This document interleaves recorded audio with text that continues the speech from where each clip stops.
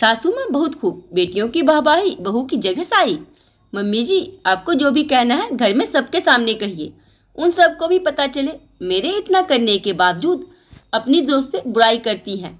यूं पीठ पीछे मेरी बुराई करने से कुछ नहीं होगा।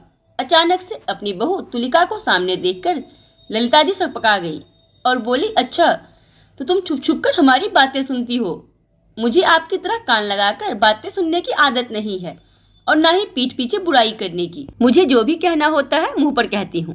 तुलिका सारा काम खत्म करके थोड़ी देर के लिए अपने कमरे में चली गई। तभी पीछे से पड़ोस में रहने वाली सासू माँ की पक्की सहेली कोकिला जी आ गई। कोकिला जी एक नंबर की पंचायती औरत थी। लोगों की बातें सुनकर इधर से उधर करना उनकी आदत थी। उनके घर में भी उनकी 2 बहुएं थी जिनकी वो बहुत तारीफ करती थी। उनकी बहुओं की तारीफ सुनकर सासू माँ बहुत प्रभावित रहती थी और हर बात में उनकी तुलना अपनी बहू तुलिका से करती थी। आज भी आते ही उन्होंने ललिता जी से कहा, तुम यहाँ अकेली बैठी ऊँघ रही हो, बहू रानी कहाँ है? कहाँ होगी? अपने कमरे में। आजकल बहुएं सास के पास बैठना ही नहीं चाहती है। ऐसा नहीं है बहन, मेरी बहुएं तो मुझे 1 मिनट के लिए अकेला नहीं छोड़ती। दोनों मेरे आगे पीछे लगी रहती हैं, लेकिन तुम्हारे लिए दुख होता है। तुम्हारी बहू तुम्हारा बिल्कुल ध्यान नहीं रखती। कोकिला ने अफसोस जाहिर करते हुए फुलझड़ी लगा दी। हाँ बहन, तुम बहुत भाग्यशाली हो। मेरी इतनी अच्छी किस्मत नहीं है। मेरी बहू को ज्यादा बात करना या किसी के पास बैठना पसंद नहीं है।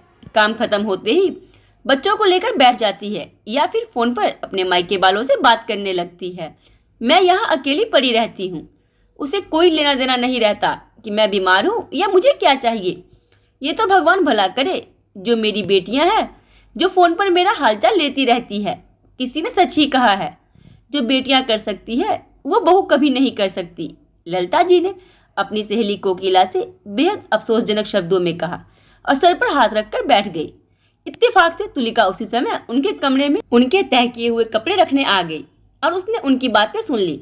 उनकी झूठी बातें सुनकर उससे रहा नहीं गया और वो उनके सामने ही बोल दी कि आज ये बातें आप अपने बेटे और पति के सामने ही कहिएगा, जिससे उन्हें भी पता चले कि इस घर में आपकी बहू आपका बिल्कुल ध्यान नहीं रखती। जो कुछ भी करती है आपकी बेटियां ही करती है।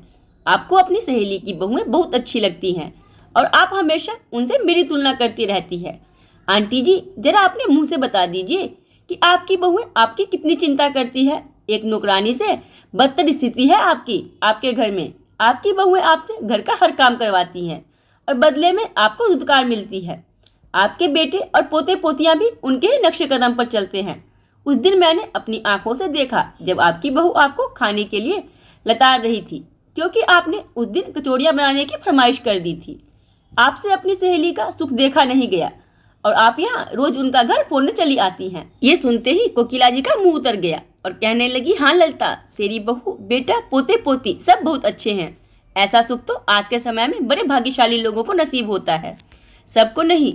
मुझे ये देखकर बड़ी जलन होती थी, इसीलिए तुझे भड़काती रहती थी, जिससे तेरे घर में मेरे घर जैसी लड़ाई झगड़े हो और तेरी स्थिति भी मेरी जैसी हो जाए। अपनी परम सहेली की बातें सुनकर ललिता जी से कुछ बोलते नहीं बना। मेरी सासू माँ को भी अपने सुख रास नहीं आते। यहाँ घर में उनकी बहू बेटा पोते पोती सब उनकी इज्जत करते रहते हैं, आगे से आगे उनकी हर जरूरत का ध्यान रखते हैं, लेकिन इन्हें वो हजम नहीं होता। आपकी बहू आपकी हर बात को अपनी सर आंखों पर रखती है, लेकिन आपको हर समय बेटियों की तारीफ करनी है। मैं आपसे कोई काम नहीं करवाती, लेकिन आपकी बेटियां जब भी आती है आपको पल भर बैठने भी नहीं देती। घर के काम तो मैं करती हूँ, लेकिन उनके बच्चे आपको संभालने पड़ते हैं, क्योंकि वो तो मायके आराम करने आती है। आप भले ही कुछ ना कहे, लेकिन उन दिनों आपकी तकलीफ मुझसे छुपी नहीं रहती। लेकिन फिर भी बेटियों की वाहवाही और बहू की जगह साही आपकी जिंदगी का मूल मंत्र है। अपने सुखों से आप इतनी अनभिज्ञ नहीं हैं कि किसी और को उनकी याद दिलानी पड़े। अपनी सहेली के बहकावे में आकर आप अपने रिश्तों की कदर नहीं करेंगी तो हम सबको आपसे दूर जाने में देर नहीं लगेगी। हाँ तुलिका, हमें भी पता है कि घर में सब मेरा कितना ध्यान रखते हैं, खास तौर पर तुम, लेकिन फिर भी हर समय रोना रोती रहती हूँ, अपनी खुशियों से खुश नहीं रहती। हमसे बहुत बड़ी गलती हो गई बेटा। सच ही कहा गया है कि बहुत ज्यादा रोना रोना अच्छा नहीं होता, वरना भगवान भी रूठ कर सुख छीन लेते हैं। आगे से हम भी इन सब बातों का ध्यान रखेंगे और किसी को भी अपने घर में आग नहीं लगाने देंगे। तुम ये बात हमारे बेटे और अपने ससुर जी से मत कहना, वरना हमारी क्या इज्जत रह जाएगी।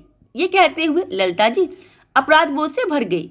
माँ जी, आप समय रहते अपनी भूल सुधार ले, यही सबसे अच्छी बात है। ये बात आपको भी पता है, मैं अपने दोनों के बीच की बातें किसी से भी नहीं कहती, अपने मायके में भी नहीं, क्योंकि सब तो अपने अपने घर में रहेंगे, लेकिन यहाँ तो हम दोनों को ही रहना है, इसीलिए एक दूसरे को समझना भी है और एक दूसरे की गलतियों को सुधार कर उन्हें भूल जाना ही श्रेयस्कर है। ये कहते हुए सास बहू एक दूसरे के गले लग गई और कोकिला जी अपने घर चली गई, क्योंकि वो समझ गई कि अब उनकी काली दाल यहाँ गलने वाली नहीं। दोस्तों, आपको मेरी ये सुरचित और मौलिक रचना कैसी लगी, कृपया पढ़कर अपनी बहुमूल्य प्रतिक्रिया जरूर दें।